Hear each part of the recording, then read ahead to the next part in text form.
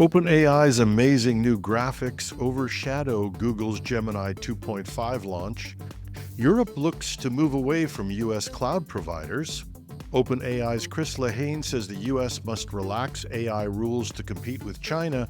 And HP quietly settles a class action printer lawsuit and allows third-party ink again. Welcome to Hashtag Trending. I'm your host, Jim Love. Let's get into it. If you are working in marketing at Google, you might be screaming in frustration. Last year in December, Google made some significant upgrades to their Gemini models, only to find that OpenAI scooped them with an incredible 12 days of announcements. Well, they did it again. Just as reviewers and influencers were starting to review Gemini's new model and saying how impressive it was, OpenAI struck again. It was a quick announcement of a live cast, but the announcement was, and I want to stop here when I say this because it's easy to sound like it's hyper-exaggeration, but OpenAI's announcement, or at least what they presented, was simply friggin' astonishing. With Altman leading a team of developers, OpenAI revealed their enhancements to image generation. There are lots of new features. It produces realistic images from photos and even selfies and lets you manipulate these images with text prompts. In their live example, the group, including Altman, snapped a selfie on a phone. The AI replicated them realistically with none of the usual issues that we've all complained about, right down to specific hand gestures. They then displayed how you could then edit it and manipulate these images from changing the backgrounds all the way to turning them into anime characters, which capture the essence and the look in a way that matched anything done by a graphic artist. And while all of these will provide endless possibilities for creating and manipulating images, the new features solved some technical issues that have plagued image generation. If you use ChatGPT a lot, you've undoubtedly asked it for a picture only to find out it gives you something that is nothing like what you asked for. This new version is uncanny in its ability to interpret and provide graphics that are faithful to your request. But also, at least in the demos, it solved so many problems and frustrations that we all have. For instance, it could keep a consistent and photorealistic view of an object and allow you to remove and change the background. But it goes further than that. Another frustration that I've had is when we find an image, but we want to make a change to it, putting a hat on or changing what the person is wearing, you get a totally new person, totally different looking image. And now, at least in the demos, the new version kept the earlier base image consistent and made the changes. And for those who use this in marketing, one of the biggest frustrations of all has to be that anytime there's text on a picture, and they seem to insist on putting text into pictures even when you don't ask for it, the AI just can't spell and consistently makes mistakes with the text. You could prompt all you want, but you'll never fix it. This new version is letter perfect. And this is not from the demo. I was able to use it myself and edit text with 100% accuracy. I asked it to change the date on my thumbnail. It edited just those words perfectly. But there's more. As Sam Altman pointed out, although they'll try to prevent extremes, they've relaxed a lot of the restrictions to allow people to have fun with images. I asked ChatGPT to produce a picture of Elmo in Times Square riding a unicycle and giving the finger to tourists. The AI said it couldn't create Elmo because it was a copyrighted character, but it did offer to and did produce an Elmo look-alike and followed all other directions, including having the right digit used for my rude salute to tourists. As a musician, I couldn't resist having photos done of my concert with Elvis. I also beat Donald Trump at a round of golf. There don't seem to be a lot of restrictions. With this precision, however, there is a huge reduction in speed. My unscientific guess is that it takes 3 to 4 times longer to render an image. And there may also be some problems with availability, especially over the next few days. There were a number of times when it just failed to produce an image due to technical issues. You really have to see it and believe that it's possible. And you can do that even with the free edition. Check it out and have a little sympathy for Google's marketing people.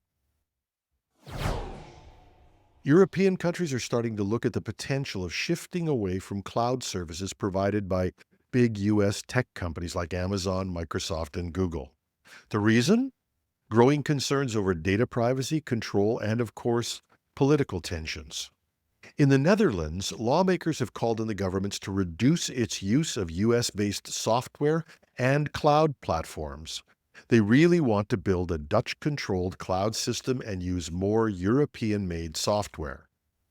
One proposal even suggests moving the country's internet domain off Amazon Web Services. This isn't just an issue for the Dutch. Across Europe, the idea of digital sovereignty is gaining ground. Countries want more control over where their data lives and who has access to it. There's a growing concern that U.S. companies could be forced to share user data with American authorities. One major European effort is Gaia X, a cloud project started by Germany and France to create a shared, secure cloud system run by European companies. It's backed by firms like Deutsche Telekom and OVH Cloud. Smaller European providers say they're already seeing more interest.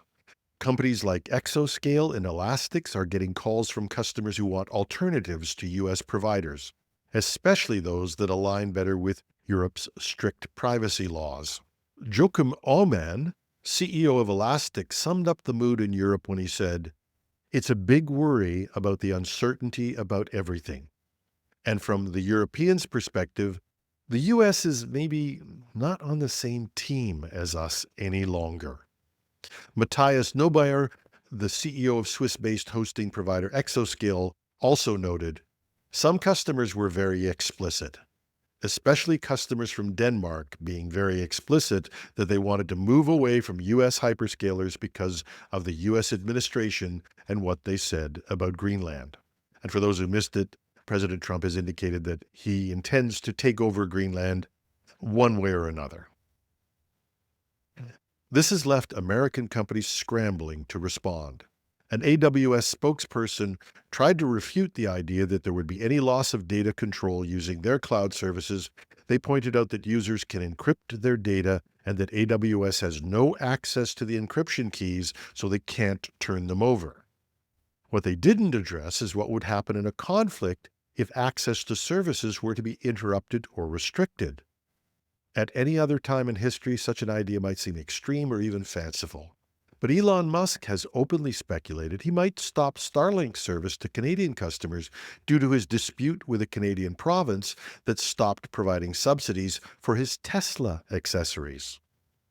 Whether the concerns are real or exaggerated, the reality remains that replacing U.S. hyperscalers would be no small feat. U.S. tech companies are deeply embedded and offer services at massive scale in Europe and around the world. But for many in Europe, the push for more secure and locally controlled digital infrastructure is definitely an idea that's gaining traction with legislators, companies, and citizens. OpenAI's policy chief, Chris Lehane, says the U.S. is in a high-stakes race with China over artificial intelligence and risks losing it if it imposes tighter restrictions on AI developers. Speaking at the Axios What's Next Summit in Washington, Lehane warned that limitations on the use of copyrighted material for training AI could leave the U.S. at a strategic disadvantage. Whoever ends up winning ends up building the AI rails for the world, Lehane said. He argued that China is not bound by the same intellectual property laws and that the U.S. should ensure its own companies can stay competitive under a principle of fair use. OpenAI is pushing for U.S. policy that would explicitly allow AI companies to train on publicly available data, even if it includes copyrighted content, calling it a matter of national security. Lehane said there are already laws in place to govern AI use and that companies like OpenAI are acting responsibly by aligning with public concerns like protecting children, identifying AI-generated content, and limiting deep fakes. OpenAI has also signed licensing deals with media organizations including the Associated Press, Axel Springer, and Axios. Lehane emphasized that OpenAI supports fair compensation, but that overregulation could stall U.S. leadership in AI innovation. When pressed on whether OpenAI trains its models on copyrighted material, Lehane replied that the company uses data that is appropriately accessible and available, a phrase commonly used in the industry to cover broad web scraping practices. He then pivoted back to China, asking, "Do you want the world built on an autocratic, authoritarian AI where you're not going to have any fair use and any freedoms?" HP has agreed to settle a class action lawsuit accusing the company of disabling printers that used third-party ink cartridges. You might remember this from a story we did earlier. The lawsuit focused on HP's dynamic security firmware, which blocked cartridges that lacked HP's proprietary chips, effectively forcing users to buy more expensive HP-branded ink for their printers. As part of the settlement, HP will pay about $720,000 in legal costs and roughly $5,000 to the lead plaintiff. HP did not admit wrongdoing and is not providing financial compensation to customers affected by the cartridge blocks. The company said the firmware was intended to protect customers from counterfeit products and ensure print quality. However, under the terms of the settlement, HP has agreed to let users opt out of the dynamic security updates going forward.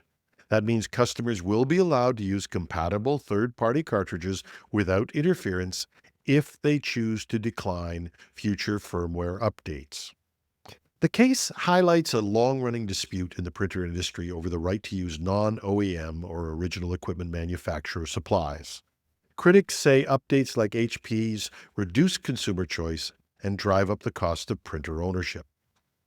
And on that idea of not taking firmware updates being the solution to this problem, those of you who might listen to our other show, Cybersecurity Today, will have known that devices, particularly printers and cameras, are now the point of focus for hackers.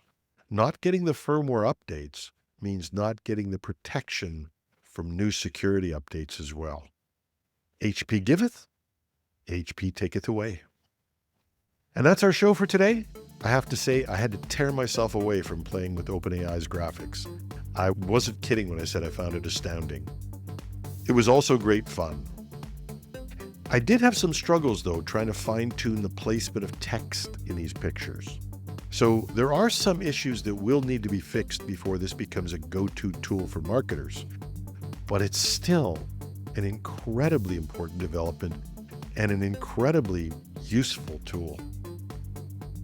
Love to know what you think about it. Reach me at editorial@technewsday.ca or in the comments on YouTube. I'm your host, Jim Love. Have a thrilling Thursday.